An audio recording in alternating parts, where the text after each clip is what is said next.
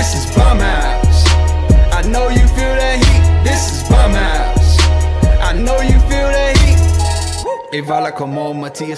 Hello. Hey, what's going on? Welcome to season 2. Welcome back to Season the 2. Bomb House. Still with the bad sound effects. Those are the best ones. They're organic. Someone that has listened to the podcast asked me, like, you know, when are we gonna add sound effects? Yeah. And I honestly was like, We do. I don't know. we do add sound effects. Nothing but the best Yeah. quality here. Yeah. There's no question it's coming straight from us. But so how has life been since season 1 for you? Awesome, man. Has anybody said anything to you, like as far as feedback on the podcast or anything? Yeah.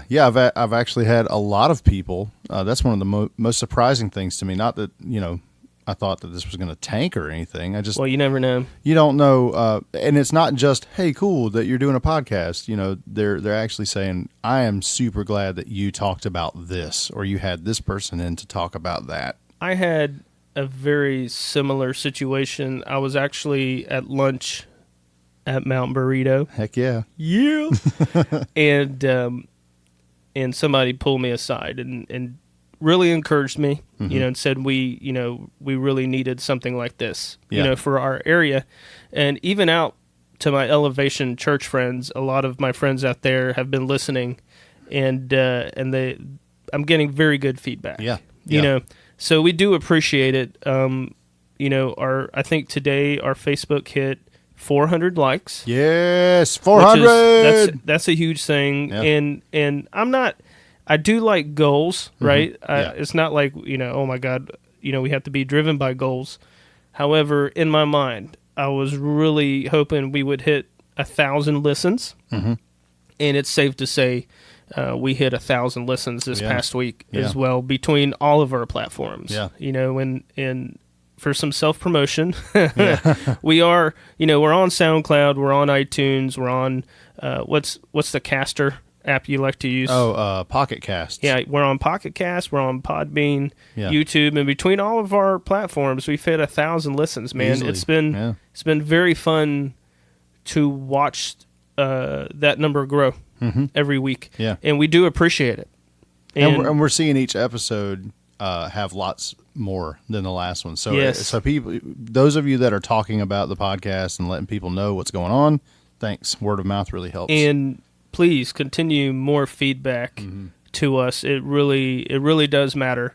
It really does matter to me. But I know also I think that it was really fun to have. We basically had really good friends on this past season. Yeah. But the one that stuck out to me the most so far was Mountain Burrito, Brian Drake. Yeah, man. Right. Yeah. That was very different. Yeah, it was. For one, it was mostly about food. Yeah, which was great. But what we found out was the creative heart behind that was no different. Yeah, than music and the stuff we're used to. And Brian, it was, he was joking with me recently because he was like, man, I've never really listened to myself. Yeah. Like that. It's always weird that first time. Yeah.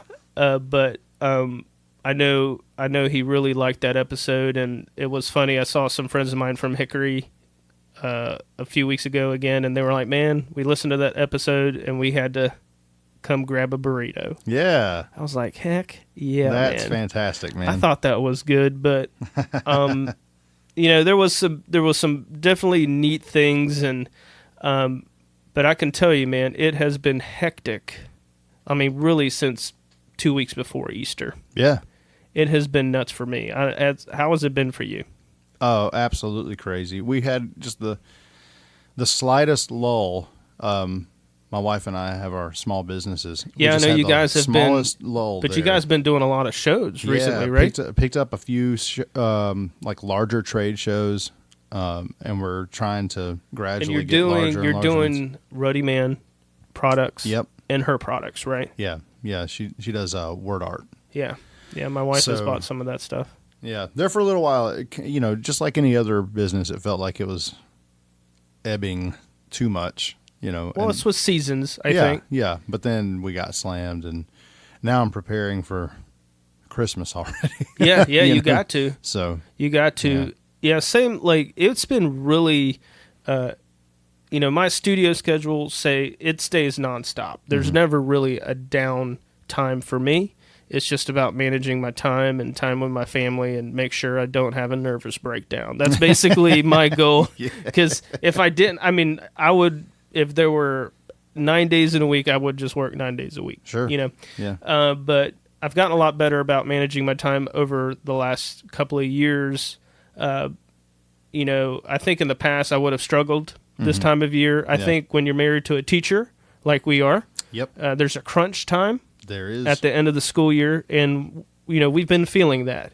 I feel it with the kids. Yeah. I feel it when my kids are a little older, and they're getting ready for I've got one in Western Piedmont at the community college, and I got one getting ready to finish middle school, and they're already getting ready for testing.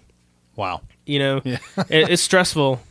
It is. There's an odd thing, and last week, oh man, we had a doozy week here at the Rods household. Yeah. If you keep up with me on Facebook, I posted a photo from Paramount Ford, I think is what it's called, in Valdez, North Carolina. Valdez. Exit 113. And that started a rough week. Yeah. I was, I told my wife Saturday, I was like, man, this week was a doozy. I didn't even realize it, but I get a call from my daughter, I think it was Monday evening late, that she was stranded. Her car broke down on the interstate. I was like, oh boy. Yeah. So we went and picked her. Picked her up, and she had a friend, and I had it towed to a friend of mine that's a mechanic downtown. The next morning I wake up and there's a flat tire on my car. And I'm like, yeah. Oh my God.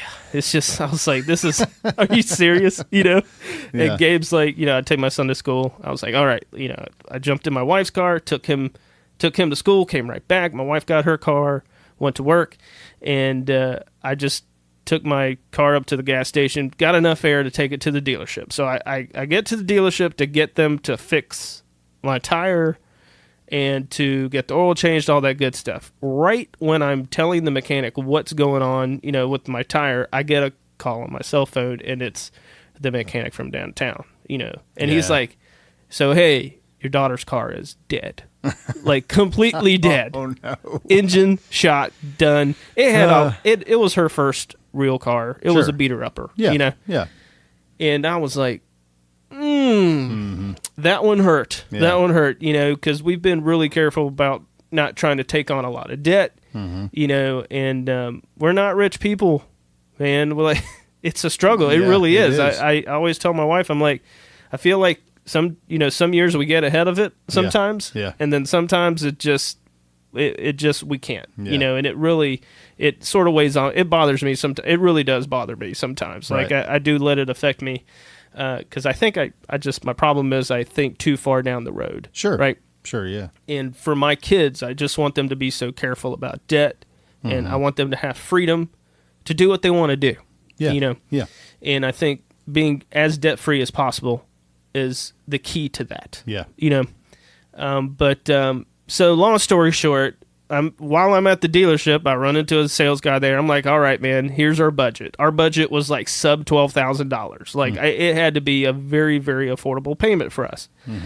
And the dude's like, yeah, we don't have anything here in that price range.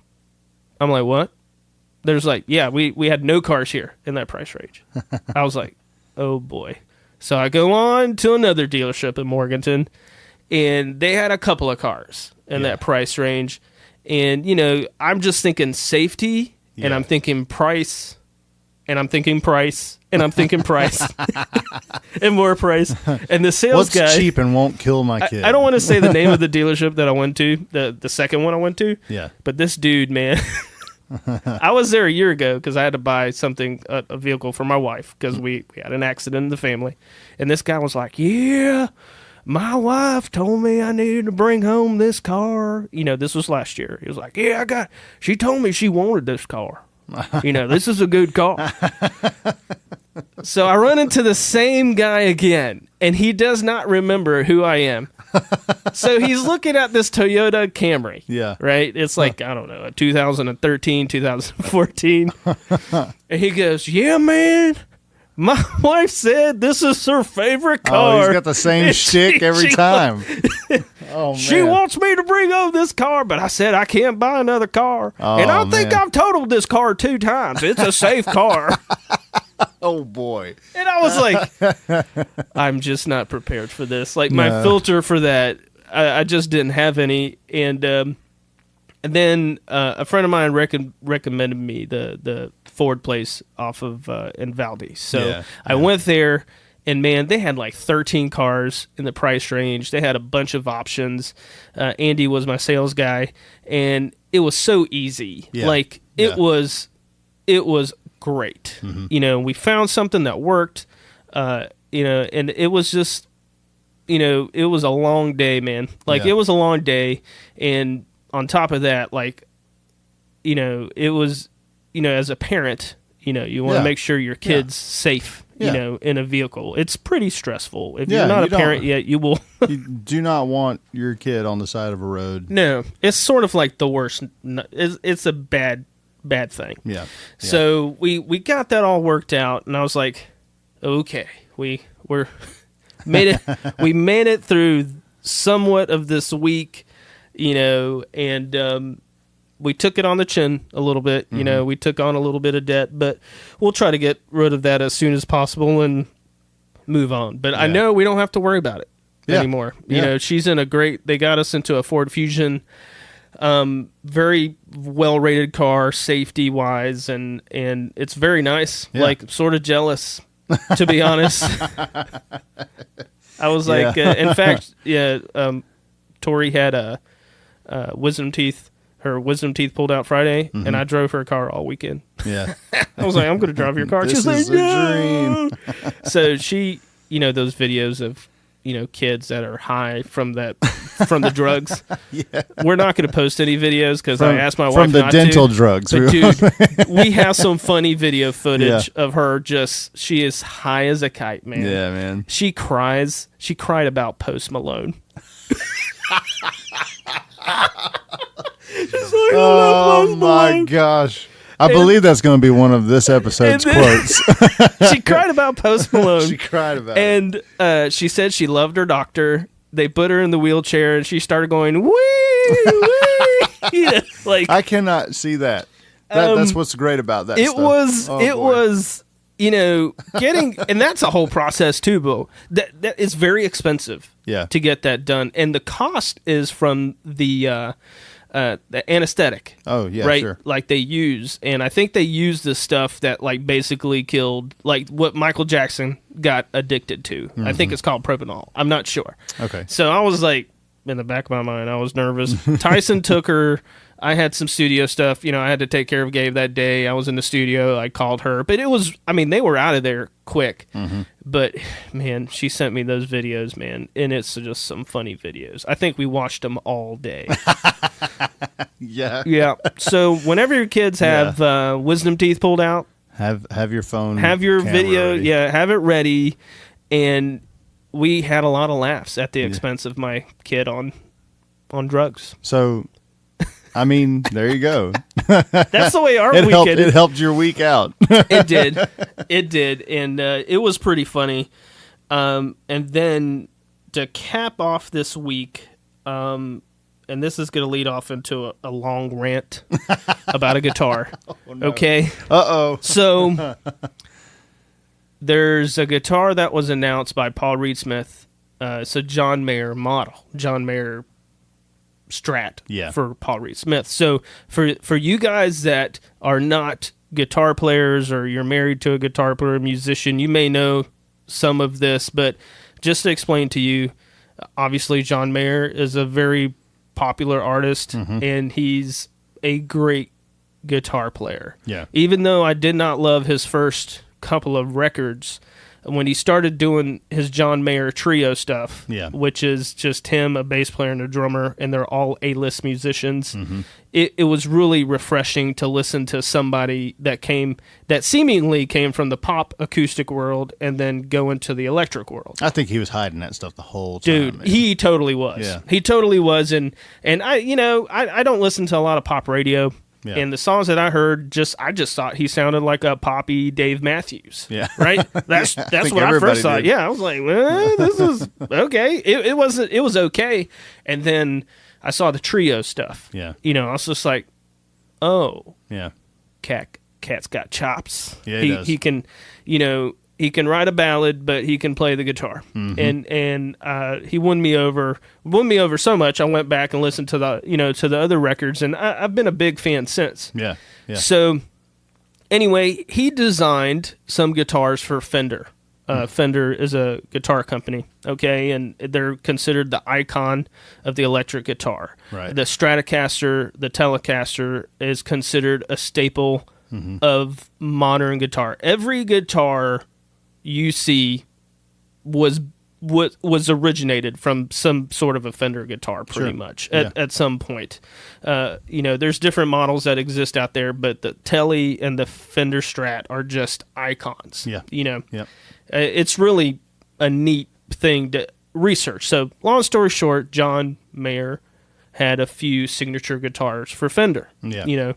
Fender used to have a bunch on their roster. It was an easy way for them to sell guitars. Sure. And John's guitars were fantastic. And it took my first Fender John Mayer took months for me to get. I think I waited over 7 months for that guitar. Wow. Yeah. It took forever. They said it was a miracle that I got my guitar. Yeah. So my Fender John Mayer picked it up, instantly connected with that guitar. That guitar it is my go-to guitar. It's pretty much a guitar I play every week. So I spent a lot of hours on the guitar, and for very many reasons, I think that guitar is just, for me, it's perfect. Yeah. So anyway, fast forward to end of last year, and then beginning of this year, Paul Reed Smith, John Mayer left Fender a while back. That was a big who-to-do. That was a big controversy. Yeah, it was. And he started playing Paul Reed Smith guitars, and then he designed a Strat for Paul Reed Smith. It took them 2 years to build that guitar. Which, I mean, if I can interject here. Yep. Paul Reed Smith's, from maybe not the gearhead's point of view, but from most, even musicians that know about guitars at all, they didn't really have that kind of in fact feel. Like in the guitar community, their reputation's more hard rock. Yeah. Right. I remember the first time I saw a PRS, it was with with Nickelback. Yeah, there you go. With Nickelback. And that's sort of the connotation that sticks with them. But what people don't realize is that it's basically a mid-size to small company, and they're American-made guitars, and they're very well-made they are. pieces of guitars. In fact, I have a Paul Reed Smith Starla, which is their version. It's like a Les Paul and a Gretsch hybrid. Yeah. I worked with that one on our last Secondhand City record. Paul Reed Smith, they make some fantastic gear. So when I heard they were teaming up with John Mayer for the Strat, I was like, oh my God, yes. I was like, yes. And because of John Mayer leaving Fender, the value of the Fender John Mayer guitars have skyrocketed. Yeah. Like if you go on eBay right now, like I'm going to go on eBay and just type in John Mayer Fender Strat. This is happening live. So just to find out what the price is, but it is crazy. I mean, it doesn't even make sense. So I think my guitar was like $1,500 when I ordered it. So cheapest one I'm looking at here is $2,200. Wow. Here's one for $6,000. Whoa. Yeah. Why? Why 6,000? Because they just stopped making them. Because it's so limited. Yeah. So the cheapest one on eBay right now is like $2,000, and that's just going to start there. Yeah. Because they're going to sell for more, and the guitar was less than that. Like it was like $1,500, I think, or $1,599. Guitars are one of the only things that appreciate over time. So So, ladies, when your husband says these guitars do appreciate, they do. They actually do. Yeah, there's, even Taylor guitars, because of the value of the woods, it's very hard for these guitar companies to find the right woods. The government has made it very hard for them to get, like, rosewood, as an example, for the necks. Yeah. So guitar companies have had to get very creative with the woods that they use, and they've developed, like, these composite woods. Anyway, the values of these guitars hold or double sometimes. So that's what's happened with the Fender John Mayer. So when Paul Reed Smith announced it, I mean, I have a lot of friends that are excited about it. I got excited about it. I mean, I pre-ordered immediately. Yeah. I haven't ordered a guitar in a long time. Right. And it's, for me, it's been a long time since I've really, my resources, I prefer to put it into the studio than to the guitars. I have enough guitars. But this one, I was like, oh no, I want this guitar. You heard it here first, folks. Ricky Rod said, I have enough guitars. I do. I really do. And I could probably get rid of a few. It can be done, man. A guitarist can get there. The ones I have, I love. Yeah. I really do love my guitars. So anyway, I saw this Paul Reed Smith John Mayer, and then everybody on YouTube went crazy. Sure. Like, they hate it. I saw funny memes with people like putting duct tape on there's a funny meme of just a Fender duct tape on top of a Paul Reed Smith headstock or whatever, because they're just saying he just copied his Fender John Mayer for a Paul Reed Smith. That's what they're sort of alluding to in all these really, these memes, and I'm am I skeptical? Maybe, because there's patents, they can't copy it. Sure.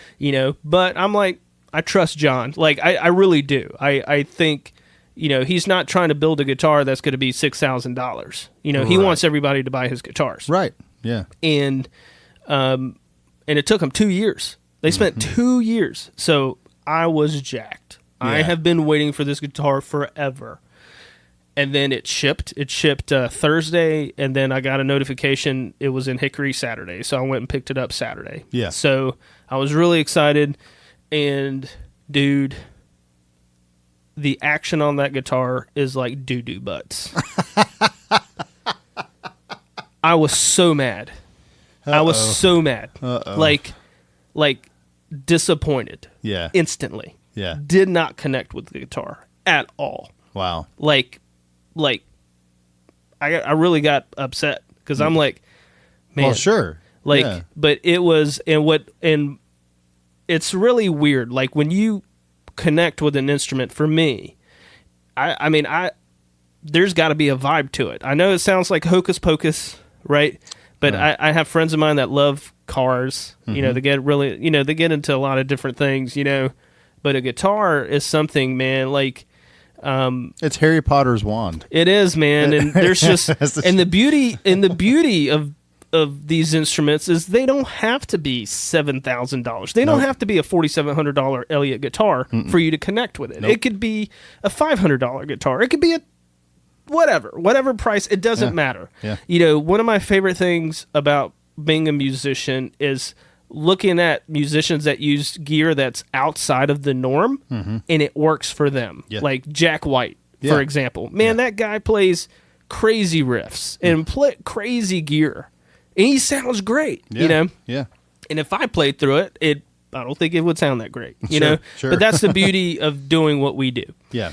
So I get this guitar, and it's beautiful, man. Like, it really, I'm gonna make a YouTube video because it's already been done to death on YouTube. Everybody's like taking sound samples of the Fender and compared it to the Paul Reed Smith. I mean, there's some amazing videos. Yeah. However, I want to do a totally different kind of review where it's from I have spent hours upon hours about, on playing my Fender John Mayer. Yeah. I get this Paul Reed Smith, and let me tell you, my initial reaction was negative. Very, very negative. Yeah. And I've been thinking about it. Because I played it yesterday at church. So I played it, I don't know, a couple of hours. And I think around the second experience worship service, we use the word experience, like we always jam at the end, right? Like our band, it's been a while. Our guitar player was out of town for a little bit, and it's been the first time that our team has been together. Yeah. And it was awesome. It felt great. But we jam. We go off a little bit, and I felt like once I got going yesterday with that guitar, even though the action made me want to throw up, like I started finding some tones, right? Right. Like I started finding some spots and some things, and there was some really specific things that I got jamming with it. I was like, okay, I see the light at the end of the tunnel. Yeah. I called my guitar tech, Abraham, who's amazing. Awesome. I think we're going to have him on the podcast, but we should. I called him, and he had to talk me off the ledge. Like I was almost done with the guitar, but I don't want to get into it to get too nerdy, but I really do feel passionate about the gear that I play. Like my stuff is not collectors. My stuff I play. Yeah. Like we use it. We use it all the time. So I'm like, and I'm not above returning it. Like I'm like, forget it. This is hot trash. John Mayer, what were you thinking? I could have just lit it up and be done with it, but I sat back. I yesterday, usually when I get home from church, it's a long day. I took a nap. I was like, you know what? I'm going to grab the guitar from the studio. And we've been watching some Netflix shows. Sure. We love, just chilling out Sunday nights. And I had the guitar with me, and I just played the guitar for like 4 hours yesterday. Chilling. Just chilling. Stayed up late, watching TV, goofing off, had the guitar with me. Yeah. And I really connected. I got to know the guitar a little bit. And, I was like, okay, I'm not a guitar tech, but I adjusted some things on it because I wanted to see what it was going to do. Yeah. Basically, for me, I cannot handle the guitar to feel tight. Yeah. Right? Yeah. It felt tighter than in an acoustic guitar. Ooh. Yes. That's what the guitar played and like. Electric guitars are typically looser than acoustics Absolutely. anyway. Absolutely. Yeah. It was like, on a scale of 1 to 10, it was about 50% too tight. Wow. Yeah. And there was something wrong, Yeah. and I'm not good enough to fix it, but I knew, okay, I'm going to lower the action. That was something very simple. Just basically I lowered the strings a little bit, and it felt better. Like I was like, okay, cool. And then I came in, I went back into the studio today, and I pulled out every guitar amp I own. I mean, that whole room, I have a whole studio room. There's a wall and a half. There's a wall of guitar, a wall and a half of guitar amps. And I pulled them all into here with my pedal board. I said, okay, we're going to figure out what's going to work for this guitar. Yeah. Because I think I just got in a tone rut. And what I mean, like, I know what pedals work with my guitars. I know what works for church. I know what works for the rock songs or country songs or everything. And I have to break everything down to like, okay, let's figure out what's going to work for this guitar. Like, what was John Mayer thinking when he built this guitar? Yeah. Because, he can't control the action. He can't control, like, guitars are made of wood. Yeah. So when you ship wood, it expands, right? Temperature changes the wood. Yeah. So, altitude. Yeah, and anything could have changed that guitar. So I didn't want to judge it because of that. Sure. I wanted to be like, okay, we're going to let Abraham, my guitar tech, do his thing, which is what we did today. It's like dropping your kid off at the doctor, like, I pray this kid's going to be okay. That's the way I think about this Paul Reed Smith guitar. Lord, in your infinite wisdom and knowledge, and please, Lord, you're the please great work physician. through Abraham. You're the great and his guitar hands. physician. Please, Lord, have him fix this guitar. But essentially, and I will make a video about this, but essentially that guitar is basically the next generation of a Strat. Yeah. And I'll tell you why. I think the hardware, he modernized it. He used some really good things. It's an affordable guitar in the scheme of things. Sure. It really is when you think about it. When you see the price tag, you will totally disagree. But in this world, that's an affordable price. Yeah. And the guitar, I spent a couple hours with it yesterday. And then this morning, I go through all the amps, and I found the sweet spots. Yeah. I did. I have a hand-wired Vox, which is a really cool amp that's got, like, old-school tones, and I found some sick tones today. Like, we're talking, like, I got chill bumps from these tones. Yeah.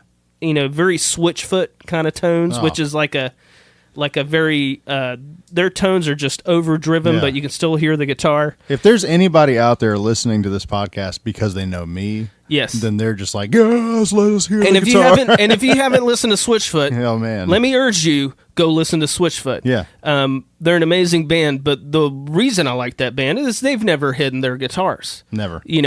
And they're just one of my favorite rock bands. But on top of that, I found like some really good blues tones, like the old school John Mayer tones, like slow dancing in a burning room. Oh, okay, that's one of the sickest guitar riffs ever. One of his best songs ever. It is.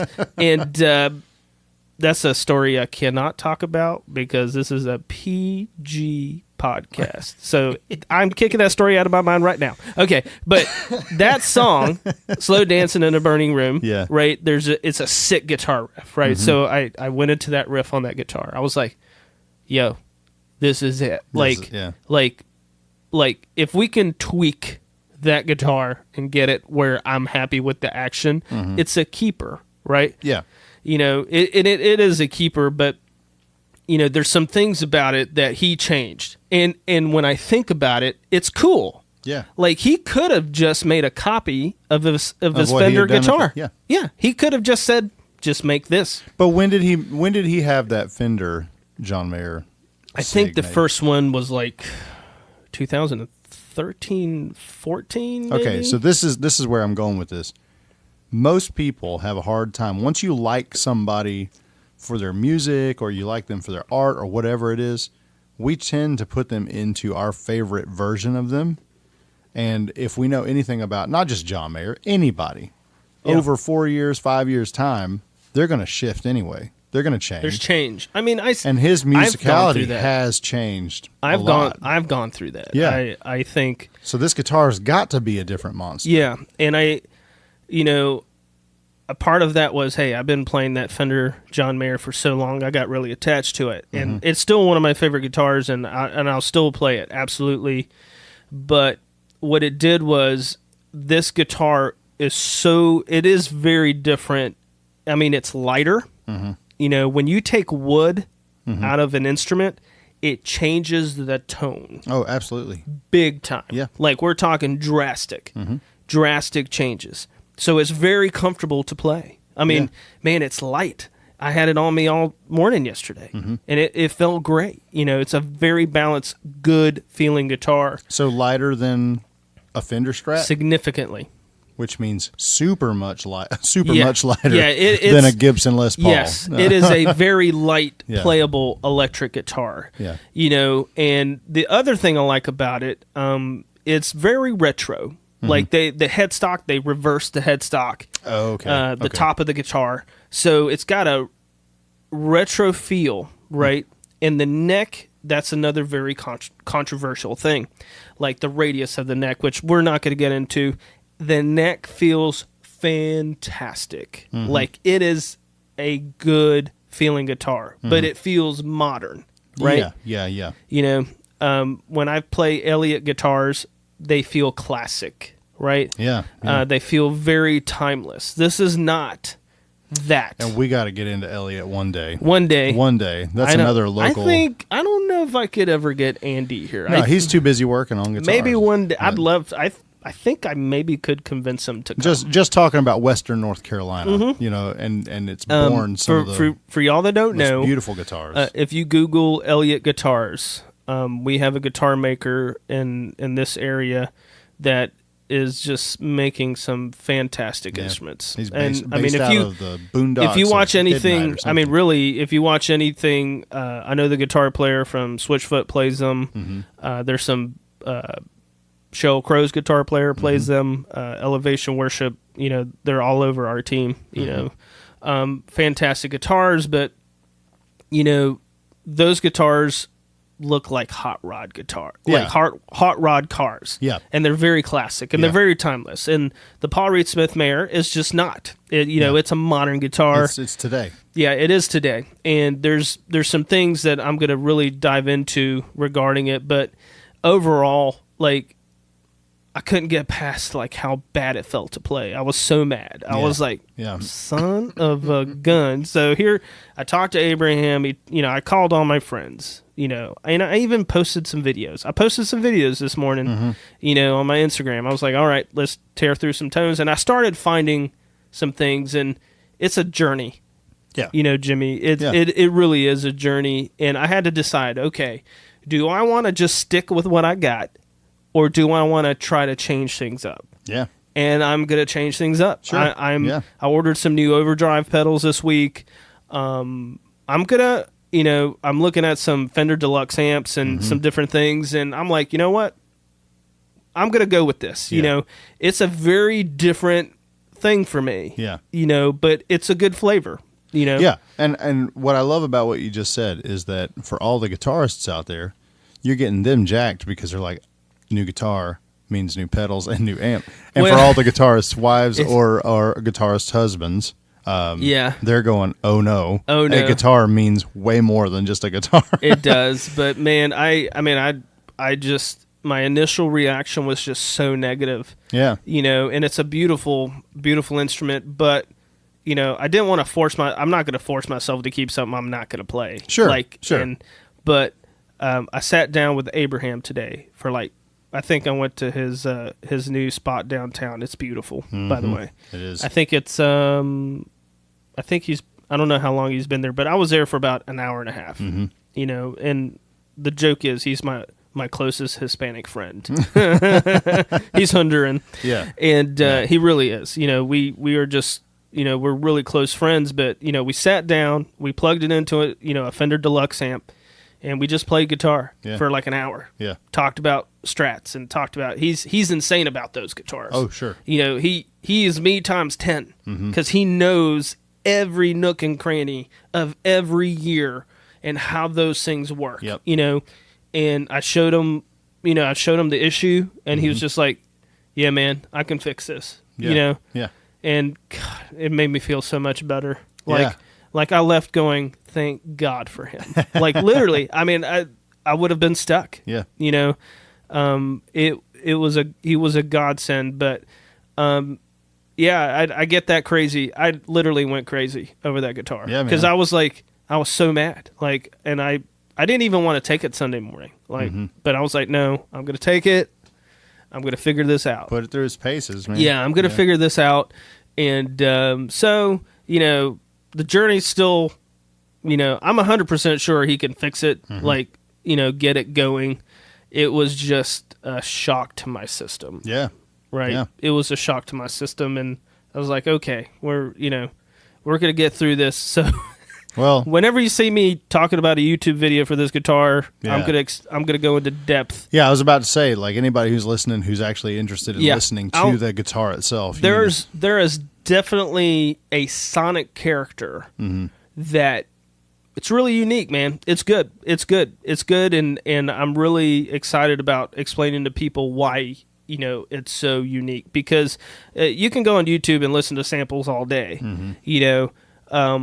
It's not really about that. Right. It's more about, okay, why was this thing created? So but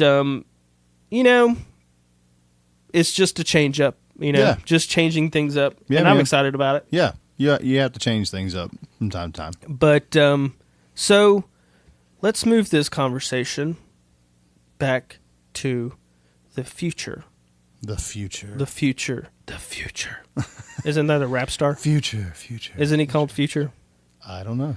I think so. I'm not one of the cool kids. So. Listen, every time I tell my kids that a certain rapper is on the no list, they're listening to that artist, and then I'm like, son of a gun.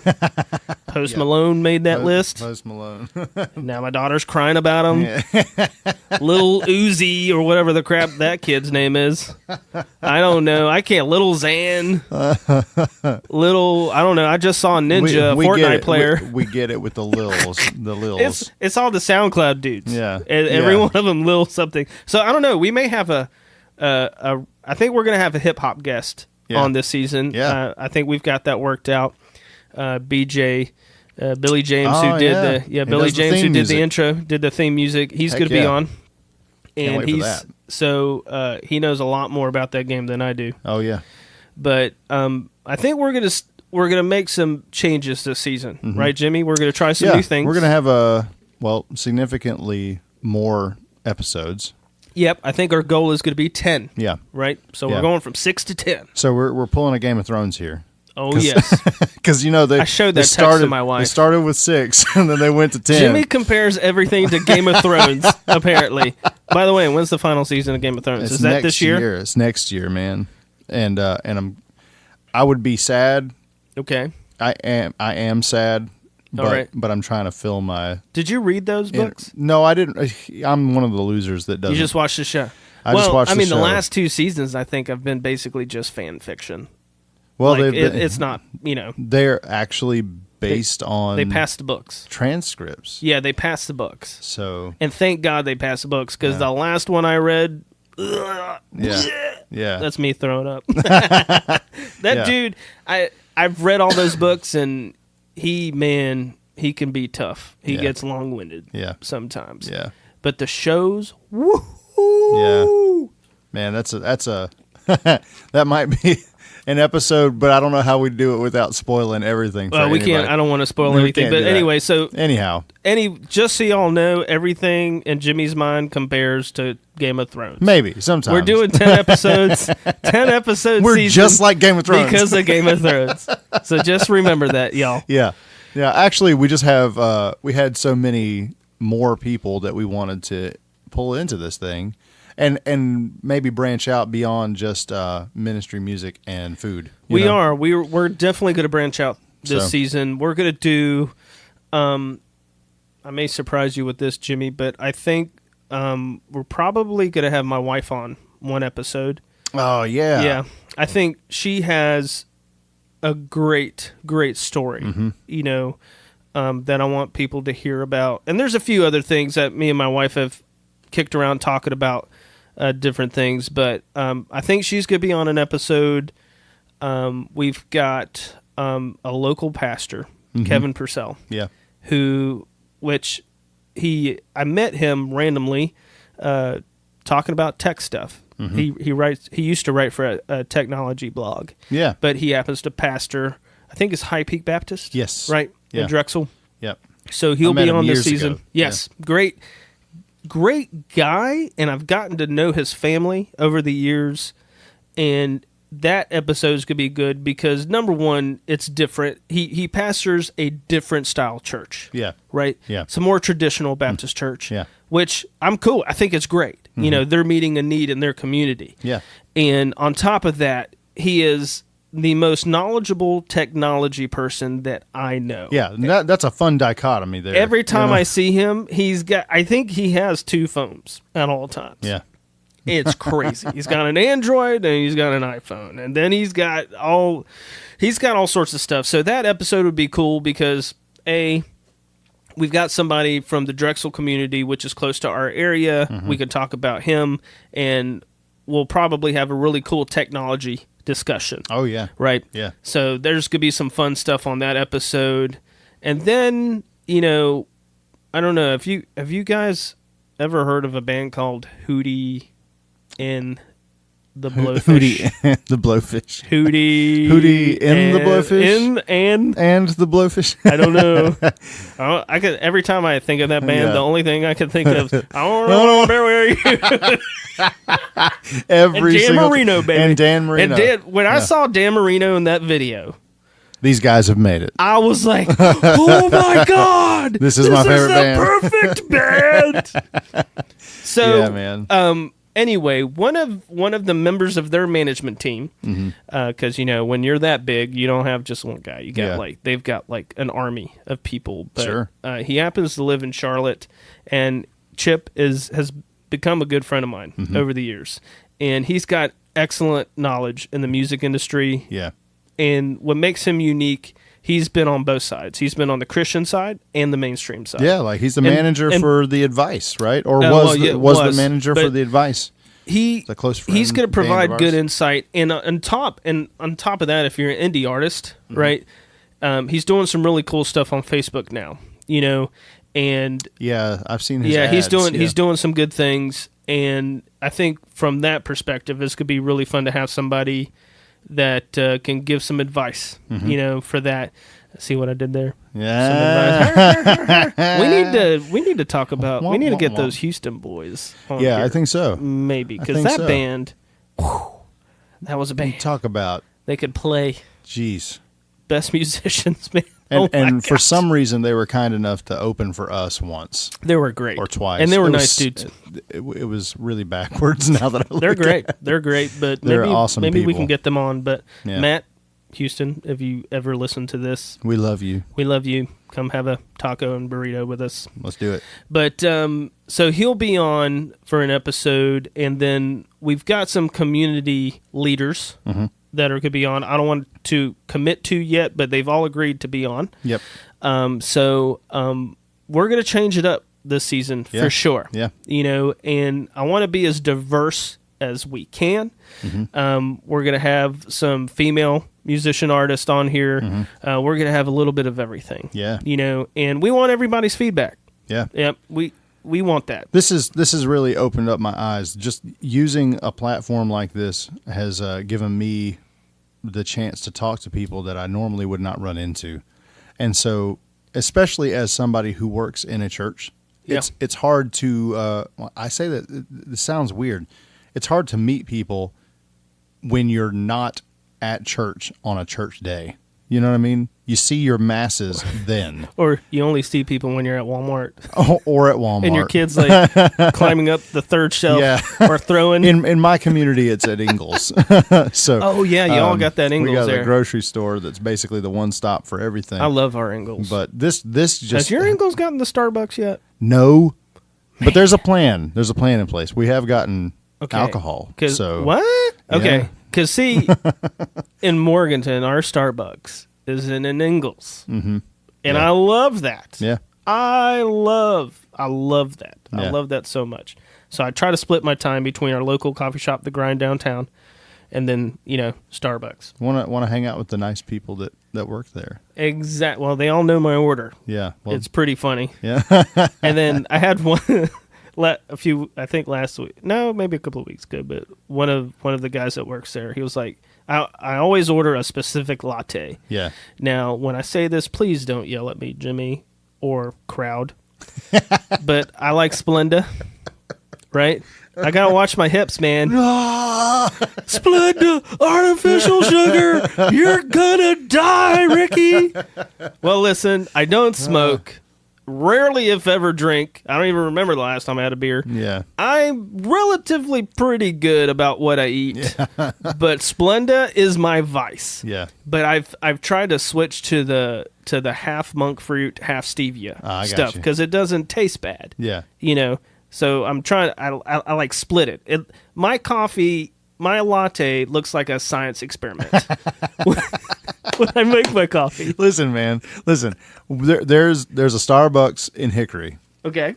That every time I go out that way with my wife, we have to drive through there because Shasta has to have. Is this the one off the interstate? Yeah. She has to have her drink, right? I've heard some nightmare stories about that place. And I say this lovingly, and I would say this to her face, so it's not me talking about her behind her back, but her laundry list of a coffee.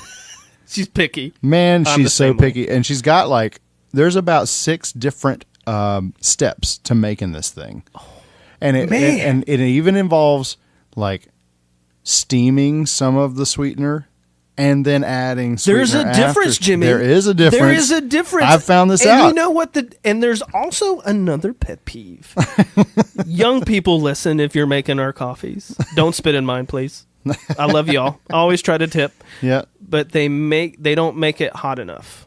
Yeah. Well, that's because McDonald's got fried a while back from that woman getting third-degree burns from hers. I mean, it kills me when I get my latte. This is a first world issue, and it's just not hot enough. I'm like, you got to make this. I make them nuke it for like 30 extra seconds. So I love that. The last step is put it in the microwave. It's like a 6-step drink for your wife. Yeah, and she gets to step number 2 and then takes the breath to talk about step number 3, and they're like, oh, is this Shasta? So they know. So they know exactly who great. She is through the drive-thru, man. That's good. And it doesn't matter who's working. So. I've heard some funny stories about that particular Starbucks over the years. But, my coffee does look like a science experiment. Yeah, and it's because I'm trying to wean myself off of Splenda. Sure. But I love it. Yeah, man. I love it. Coffee's great, man. I love it. But I have been weaning myself off of that. But the dude at our local Starbucks tried my drink that I had to make. Yeah. And he goes, Ricky, that was disgusting. I was like, dude, it's the way I like my drink. Yeah. He's like, it's disgusting. Yeah. I was like, sorry, dude. What happened to you? It's my drink. It's my science experiment. Yeah, man. But how did we get here? Wait, we were talking about Ingalls. Yeah, we were. Okay, we were talking about the future of podcasts. Yeah. Our podcast. So we'll drive the conversation to that we are going to switch things up, and I think we're going to introduce a new element this season, right? Yeah. Which brings me to Rooted. Rooted. How is Rooted? Rooted is your band. Rooted is the band that I am in currently. It's an acoustic outfit that does just like we do anything from covers to originals to instrumentals, and it's all rootsy music, And you will be with us for an episode. Yeah, and we're gonna do some live music. We're gonna try that for the first time. Yeah, we're gonna try live music on y'all. So please be patient, and you will find out quickly that this is the rule that you hear as a musician. If any of you are out there trying to make a band, the best rule is to surround yourself with people who are better than you. Oh yeah. And I can say that this group, they can play circles around me, man. Like they can stomp me. And they're a bunch of younger guys. I'm the old guy in the group, but they're a bunch of younger guys and girls who have been playing this kind of roots music forever, and they're just phenomenal musicians. Well, I'm excited. I'm excited about having them on. It's going to be fun. So that'll be our first sort of like band interview. Yeah. And we're gonna mix in, a live song or two. Yeah, and it'll be a lot of fun. We're gonna change it up, and we'll see how the episode goes. Yeah, try to do our own little tiny desk. Yeah. We will. Well, we're gonna try a few different things, but we are thankful for everyone. We are thankful for all the listens and all the social media attention you've paid us, and we haven't forgotten about the swear jar. No, right? We haven't. Nope. We haven't forgotten about the swear jar. There will be a specific episode where we will address that. I'm excited about that too. Yeah. So I think we found a nonprofit that's local, that's doing some great things. Yeah. So, and that's another thing. We're going to bring in some people that are doing some good things nonprofit wise. So, but Jimmy, where can we find you? I'm at jimmyatkinsmusic.com. Woot woot. Jimmy Atkins Music pretty much everywhere, Instagram, Facebook. And if you're also looking for some beard grooming products, I think I make some pretty good ones. Oh, yeah. RuddyManBeard.com. Yep, check them out. Check it out. Find us at bombhousepodcast.com. Yep. We have a lot of platforms that we're available on. All the links are there. We're waiting on Spotify. I think we'll have a Spotify link. It's been the last holdout. They just started carrying podcasts, so it's taking forever. Yeah. We got approved, but it's taken forever for them to get that rolling. But as far as check our social media for updates, we've got some fun stuff planned. Yeah. We got some fun stuff planned for this particular season. We do love you all. If you have any questions, feedback, hit us up. And if you have a favorite quote or something that hits you just right between the eyes from any episode at all, please either comment that, email us. We'd love to share that with the rest of the listeners. Yep, absolutely. And thank you so much. Peace out. Take care. Let me head back again.